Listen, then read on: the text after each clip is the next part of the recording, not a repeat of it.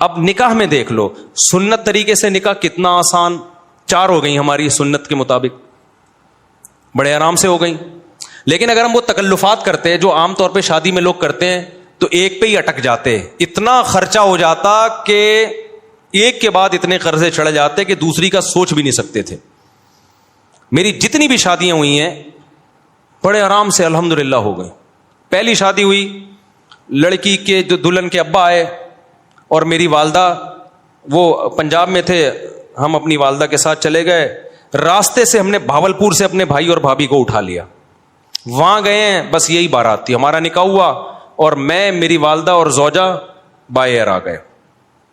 قصہ ختم ہو گیا, شادی ہو گئی. اگلے دن میں گھوم رہا ہوں, لوگ کہہ رہے ہیں مصعب کل آپ کا بیان تھا, آپ تھے نہیں. میں نے کہا میں شادی میں گیا ہوا تھا. انہوں نے کہا کس کی؟ میں نے کہا اپنی. کیا مطلب؟ ابھی تو آپ یہاں تھے, آپ کی شادی بھی ہو گئی. میں نے کہا شادی میں تو وہ بولے قبول ہے, ہم نے بولا قبول ہے تو ہو گئی, اس میں کیا ہے. تو میں نے کہا ولیمہ کر لوں گا میں, آپ بے فکر رہیں. ولیمہ بھی اپنی جو میری حیثیت تھی اس کے حساب سے کر لیا, جتنے پیسے تھے اس کے حساب سے کر لیا, کوئی قرضے نہیں لیے, کوئی ادھار نہیں لیے, اپنی اوقات دیکھی کہ یار اتنی اوقات بنتی ہے تو اس حساب سے کر لو. لوگوں نے تو باتیں بنانی ہوتی ہیں, لیکن جو مرغے کھا کھا کے آپ کے ولیموں کے لاکھوں روپے کے مرغے کھا کے, کیا وہ باتیں نہیں بناتے؟ کیا وہ یہ کہتے ہیں بڑا سخی ہے؟ نا نا نا نا, ذرا سی ایک بوٹی بھی کچی نکل آئی نا, آپ کے کروڑوں روپے برباد ہوں گے. اور بھول جاتے ہیں 1.5 ہفتے 2 ہفتے بعد کہ کس نے مہنگا ولیمہ کھلایا تھا اور کس نے سستا. میں نے ایک چکن بریانی بنوائی تھی, بس میری گنجائش اتنی تھی. میں نے کہا اتنے آدمی یہ بریانی, اور منع کر دیا کوئی لفافہ نہیں لے کے آئے گا, کیونکہ لفافوں کا ٹرینڈ چل رہا ہے. لفافوں میں وہ لایا تو پھر آپ بھی لے کر جاؤ. ابے بھائی لو ہی نہیں, نہ لے کے جاؤ نہ لو. منع کر دیا کوئی لفافہ شفافہ نہیں ہوگا, تمیز سے کھاؤ, پتلی گلی سے نکلو.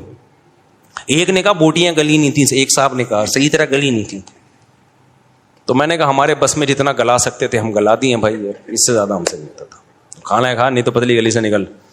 تو پھر دوسری بھی ایسے ہی ہو گئی ہماری, وہاں بھی ایسے ہی ہوا. میں دوسری میں تو کوئی تھا ہی نہیں نا, وہ تو پکڑے جاتے تو پٹتے. دوسری میں تو اتنے افراد بھی نہیں تھے. دوسری جب ہوئی ہے تو میرے بھائی, میرا چھوٹا بھائی میرا ساتھ دے رہا تھا, 2-4 دوست میرا ساتھ دے رہے تھے.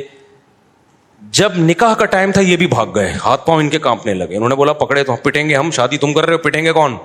خاندان میں جب پتہ چلے گا کون کون تھا تو یہ تھا اور وہ تھا تو ہم بھی پٹیں گے. اب میں وحدہ لا شریک لہ ہو گیا, اس سینس میں نہیں فتوا لگا دو میرے اوپر, انہیں اکیلا ہو گیا. میں نے 2-4 دوست ادھار لیے. کبھی کہا جاؤ یار وہ لڑکی کے ابا کیا بولیں گے, کوئی کسی کو تو لے کے آنا. تو ہم گئے مسجد میں, ہمارا نکاح ہوا. اب رات کو رخصتی تھی, میں نے گھر سے شارٹ ہونا تھا. اماں کو کیا بتاتا کہاں جا رہا ہوں.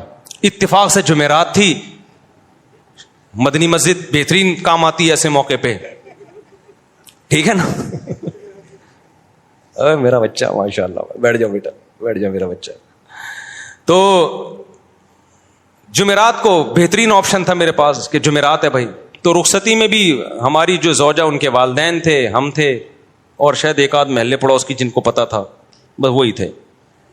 باقی جو ہمارے گھر والے تھے ان کے رشتہ دار تھے, ان کے رشتہ دار تھے. تو یہ ہمارا ہو گیا ولیمہ.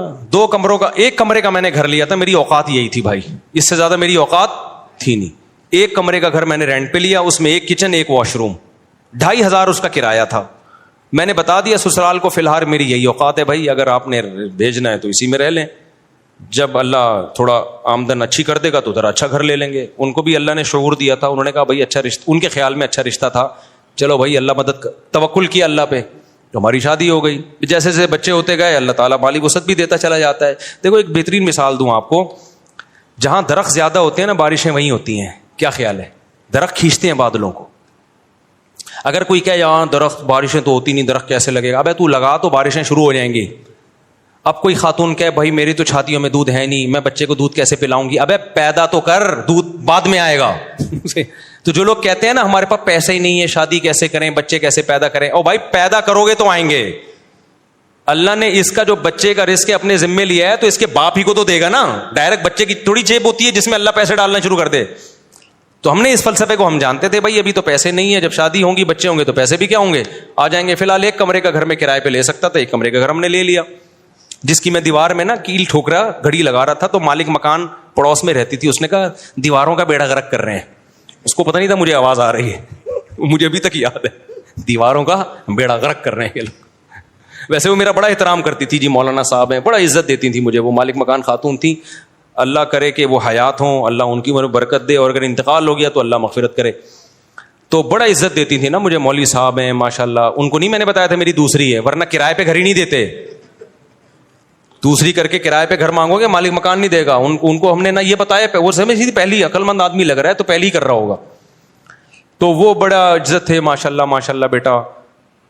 تو وہ ویسے ان کی دیوار ہمارے بالکل ساتھ لگتی تھی, آوازیں آتی تھی, تو میں کیل ٹھوک رہا ہوں, کہیں دیواروں کا بیڑا غرق کر رہے ہیں. مجھے بڑا اچھا لگا ان کا یہ جملہ. خیر, تو اسی طرح بھائی ہماری سادگی سے ہو گئی نکاح. پھر ہم نے تیسری بھی اسی طرح کر لی. وہ کیسے ہوئی تھی ابھی مجھے ساری شادیاں یاد نہیں ہیں کہ پوری ڈیٹیل, وہ بھی ایسے ہی ہوئی تھی, بلکہ وہ تو اتنی آسان ہوئی تھی. ہم بیٹھے ہوئے تھے, تو جو ہماری زوجہ ان کے گھر والے تھے, انہوں نے کہا کہ بھائی کیا خیال ہے. پھر مجھے پورا جو ہے نا معلومات لیں, کیا آمدن ہے. میں نے کہا بھائی یہ ہماری آمدن یہ ہے, ٹوٹل یہ ہے, تو اسی میں 2 ہیں تو اور چل ہی رہا ہے, اللہ کا شکر ہے. تو انہوں نے کہا بھائی بندہ, ان کا خیال تھا بندہ صاف بات کر رہا ہے, کوئی 2 نمبر ہی نہیں ہے. تو وہ علماء کا خاندان تھا. وہ کون تھے؟ وہ علماء تھے.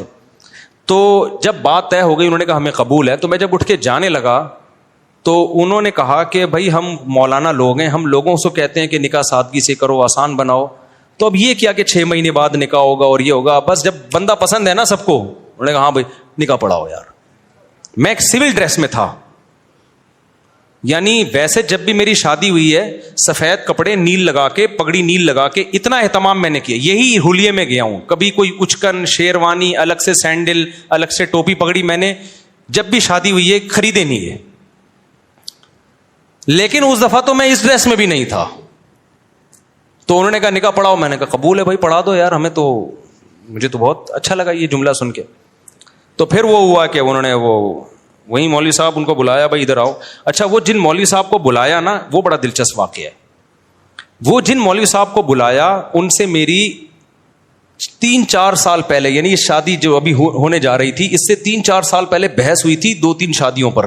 وہ تبلیغی جماعت کے تھے. اب پورا نہیں بتاؤں گا میں کون تھے وہ, چھوڑو پھر, وہ آپ سمجھ جائیں گے, مناسب نہیں ہے. میری بڑی بحث ہو رہی تھی کہ اس زمانے میں 3 شادیاں کرنی چاہیے. وہ کہہ رہے تھے نہیں 1 کرنی چاہیے. اس پہ بڑی ہماری نا 1 گھنٹہ ڈیبیٹ ہوئی کہ نہیں 2 نہیں کرنی چاہیے. کیا ہوا, فون کر کے جب بلایا نا تو وہی نکلے. ابے انہیں کہا تیری شادی ہو رہی ہے ہمارے ہی خاندان میں. ابے تو بڑا ہوشیار نکلا, ہمیں سمجھا رہا تھا اور ہمارے خاندان میں گھس گیا. پھر بڑا خوش ہوئے, بڑی شاباش دی. خیر نکاح پڑھایا انہوں نے. میں سمجھا پا رہا ہوں اپنی بات.